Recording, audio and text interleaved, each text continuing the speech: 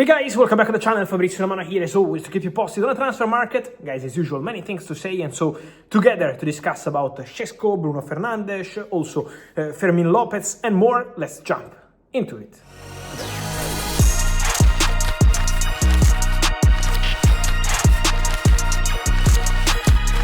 And so guys, here we start our video with the updates, with the latest, with the big moment in this weekend, with almost 28 days to go for the end of the summer transfer window. We are entering into important stages of this window, and let me start with a story regarding Manchester United. I want to talk a lot about Man United also in this video because, first of all, today many of you sent me the links between Manchester United and Fermin Lopez, midfielder of Barcelona. Maybe after yesterday I told you that Manchester United really considered the possibility to bring in a new midfielder in the squad.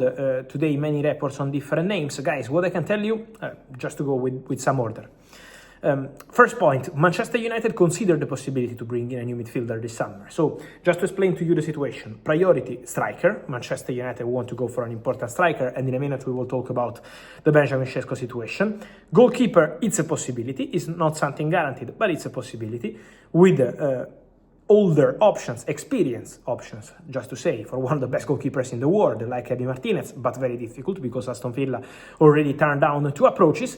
And then Lemmens from Royal Antwerp, with the opportunity for Manchester United to go for a younger goalkeeper and also more options in terms of younger goalkeepers. So goalkeeper, striker priority, goalkeeper as an option, not a guarantee, and as an option also midfielder in case there is the opportunity. The links on Fermin Lopez, at the moment I'm told that there is nothing concrete into it, also because, first point, Barcelona don't want to sell Fermin Lopez. Second point, any chance for Fermin Lopez to go this month is only in case the player goes to Barca, goes to the director Deco, goes to the coach Hansi Flick and says, I want to go, I want to leave. In that case, Barca can say, okay, let's find a solution. But Barcelona want to keep the player, Barcelona trust the player, Barcelona believe that their squad is perfect like this, so they don't want to do any changes. And also, at the moment, I'm not aware of Fermin Lopez telling Barcelona that he wants to go. Fermin didn't do that. Fermin is fully focused on Barca. So, important to clarify the situation of Fermin Lopez. And at the moment, also financially, I think even if all of this happens, the financial package for Fermin Lopez has to be a really special package. So, look, at the moment, nothing into it. And nothing really concrete into the Fermin story. If something happens, I will come here and clarify to you. Many questions also about Al-Nassr and Bruno Fernandes as an option for the midfield. What's going on at Al-Nassr? Now they have Portuguese directors, Portuguese coach, Jorge Jesus, who knows very well Bruno Fernandes, this obviously Portuguese legend Cristiano Ronaldo, and this mentality around him, because now also João Felix joined. So this Portuguese identity is going strong at Al-Nassr. But guys, I can tell you today that according to my information, there is nothing, zero, between Al-Nassr and Bruno Fernandes.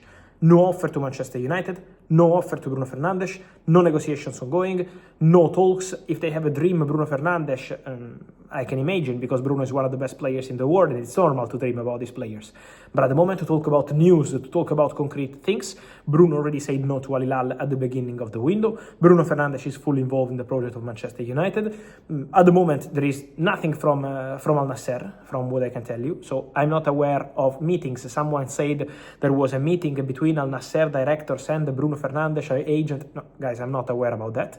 So the situation is completely quiet around Bruno, full focus on Manchester United, full focus on the present, and so at the moment nothing more to add on Bruno Fernandes. Also because I think, guys, to get rid of Bruno Fernandes with the 28 days to go to the end of the window and also a few days to go with the start of the Premier League would be absolutely shocking. So Man United and Bruno already decided in June to continue together, and at the moment Al-Nassr, from what I heard, also financially are going on different kind of targets. To get Bruno probably would take something crazy. So at the moment, not aware of that. Wanted to ask you guys, wanted to update, you guys also in the situation of Benjamin Šeško. I'm receiving many questions. As I told you earlier today, Newcastle sent a bid. There is a negotiation ongoing with Red Bull Leipzig. Newcastle are ready to pay what it takes to Red Bull Leipzig. I know there is a lot of talk about the bids, guys. Accepted, rejected, bid done, bid sent. I repeat what I told you earlier. This depends on Šeško. When Šeško will say, I want to go to this club, this story will take a clear direction. But the bids at the moment are not going to make the difference, because Newcastle are going to pay what is needed if Šeško decides to join them, and Manchester United are ready to bid and start a negotiation if Šeško decides to join them. So this depends on Benjamin Šeško. It's late night on Saturday, the night between Saturday and Sunday, and Šeško at the moment has still not decided. I told you on Tuesday it's not going to be tomorrow, on Wednesday it's not going to be tomorrow, on Friday it's not going to be tomorrow, on Thursday it's not going to be tomorrow. I keep repeating that story. But from now on, we are entering into really important stages. I can add two more factors, guys, to this story. Two small details. The first one, the agent of Šeško is now in Leipzig to speak directly with the player and also to help negotiations with Red Bull Leipzig.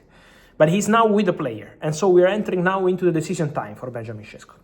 He traveled there today after he closed another deal in the last 24, 48 hours. So now, full focus on the Šeško decision.